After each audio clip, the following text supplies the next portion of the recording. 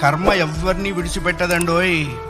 ఒకవేళ భగవంతుడైనా కాస్త ఎక్స్క్యూజ్ చేస్తాడు, కొంచెం కన్సెషన్ ఇస్తాడు, కొంచెం ఎగ్జంప్షన్ ఇస్తాడు. కర్మ చస్తే ఇవ్వరు. 1000 ఆవులు 1000 దూడలు ఉన్నాయి.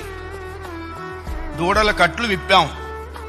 ఏ దూడ దాని దగ్గరికి వెళ్ళి దాని తల్లి దగ్గరికి వెళ్ళి సరిగ్గా ఆగుతుంది. కర్మ కూడా అంతే.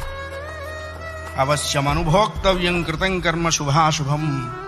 వండిన అన్నం తినలేకపోవచ్చు, చేసుకున్న కర్మని అనుభవించక తీరదు. చాలామంది కొన్ని అనవసర మాటలు మాట్లాడుతుంటారు. బ్రతకదలుచుకోలేదు, చచ్చిపోదాం అనుకుంటున్నా. చావుడేటువంటిది ఏదో ఏటీఎం కార్డు పెట్టంగానే డబ్బులు వచ్చినంత ఈజీ అనుకుంటాడు. నువ్వు అనుకోంగానే చచ్చిపోతే నువ్వు చేసిన కర్మ అంతా ఎవడు అనుభవిస్తాడు? కర్మానుభవం అనుభవించడం కోసమైనా అది నిన్ను బ్రతికిస్తుంది.